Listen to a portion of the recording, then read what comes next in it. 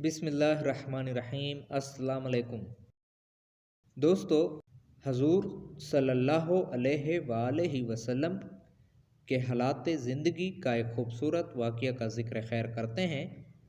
بیویوں کی بعض زیادتیوں پر حضور اقدس صلی اللہ علیہ وآلہ وسلم کی قسم، لوگوں میں یہ مشہور ہو گیا کہ حضور صلی اللہ علیہ وسلم نے سب بیویوں کو طلاق دے دی۔ دوستو، بیویوں کی بعض زیادتیوں پر ایک دفعہ حضور اقدس صلی اللہ علیہ وآلہ وسلم نے قسم کھا لی کہ 1 مہینہ تک ان کے پاس نہ جاؤں گا تاکہ ان کو تنبیہ ہو، اور علیحدہ ایک حجرہ مبارک میں قیام فرمایا۔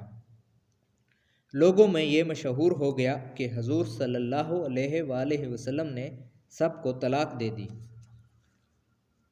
حضرت عمر رضی اللہ تعالیٰ عنہ اس وقت اپنے گھر پر تھے۔ جب یہ خبر سنی تو دوڑے ہوئے تشریف لائے۔ مسجد میں دیکھا کہ لوگ متفرق طور پر بیٹھے ہوئے حضور صلی اللہ علیہ وسلم کے غم اور غصہ کی وجہ سے رو رہے ہیں۔ بیویاں بھی سب اپنے اپنے گھروں میں رو رہی ہیں۔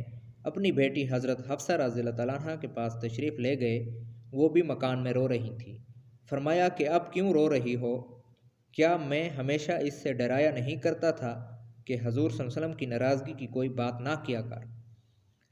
اس کے بعد مسجد میں تشریف لے گئے۔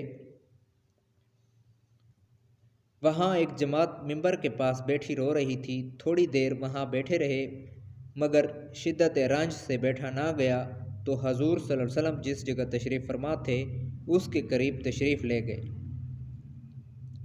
اور حضرت رباحہ رضی اللہ تعالیٰ عنہ ایک غلام کے ذریعہ سے جو دوباری کے زینہ پر پاؤں لٹکائے بیٹھے تھے، اندر حاضری کی اجازت چاہی۔ انہوں نے حاضر خدمت ہو کر حضرت عمر رضی اللہ تعالیٰ عنہ کے لیے اجازت مانگی، مگر حضور صلی اللہ علیہ وسلم نے خاموشی اختیار فرمائی اور کوئی جواب نہ دیا۔ حضرت رباحہ رضی اللہ تعالیٰ عنہ نے آ کر یہی جواب حضرت عمر کو دے دیا کہ میں نے عرض کیا تھا مگر کوئی جواب نہیں ملا۔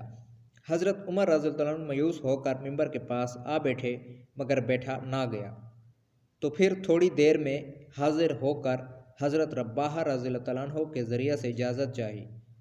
اسی طرح 3 مرتبہ پیش آیا کہ یہ بیتابی سے غلام کے ذریعہ اجازت حاضری کی مانگتے، ادھر سے جواب میں خاموشی ہی ہوتی۔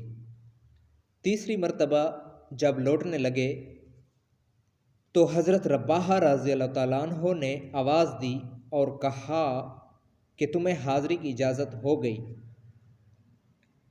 حضرت عمر رضی اللہ عنہ حاضر خدمت ہوئے تو دیکھا کہ حضور اقدس صلی اللہ علیہ وسلم ایک بوریے پر لیٹے ہوئے ہیں جس پر کوئی چیز بچھی ہوئی نہیں ہے۔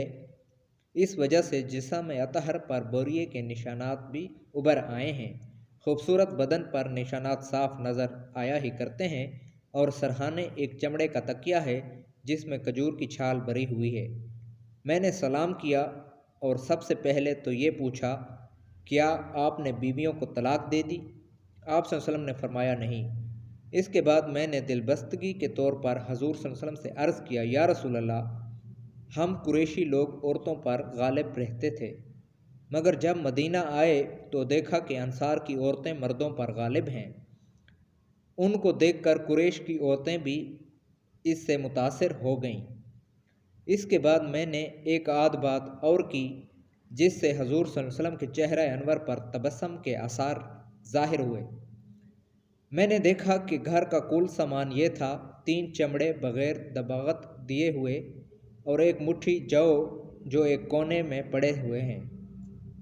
میں نے ادھر ادھر نظر دوڑا کر دیکھا تو اس کے سوا کچھ نہ ملا۔ میں دیکھ کر رو دیا۔ حضور صلی اللہ علیہ وسلم نے فرمایا کہ کیوں رو رہے ہو؟ میں نے عرض کیا، یا رسول اللہ صلی اللہ علیہ وسلم، کیوں نہ روؤں کہ بوریے کے نشانات آپ کے بدن مبارک پر پڑ رہے ہیں، اور گھر کی کل کائنات یہ ہے جو میرے سامنے ہے۔ پھر میں نے عرض کیا کہ یا رسول اللہ، دعا کیجئے کہ آپ کی امت پر بھی وسعت ہو۔ یہ روم اور فارس بے دین ہونے کے باوجود کہ اللہ کی عبادت نہیں کرتے، ان پر تو یہ وسعت، یہ کیسر و کسرہ تو باغوں اور نہروں کے درمیان ہوں، اور آپ اللہ کے رسول اور اس کے خاص بندہ ہو کر یہ حالت۔ حضور صلی اللہ علیہ وسلم تکیہ لگائے لیٹے ہوئے تھے۔ حضرت عمر رضی اللہ عنہ کی یہ بات سن کر بیٹھ گئے اور فرمایا کہ عمر، کیا اب تک اس بات کے اندر شک میں پڑے ہوئے ہو؟ سنو، آخرت کی وسعت دنیا کی وسعت سے بہت بہتر ہے۔ ان کفار کو طبیعیات اور اچھی چیزیں دنیا میں مل گئیں اور ہمارے لیے آخرت میں ہیں۔ حضرت عمر رضی اللہ عنہ نے عرض کیا، یا رسول اللہ صلی اللہ علیہ وسلم، میرے لیے استغفار فرمائیں کہ واقعی میں نے غلطی کی۔ سبحان اللہ۔ دوستو، یہ ہوتی ہے شان انبیاء کرام کی۔ اپنا خیال رکھیے گا، ہمیں اپنی دعاؤں میں یاد رکھیے گا۔ جلد ملتے ہیں، تب تک کے لیے اللہ نگہبان۔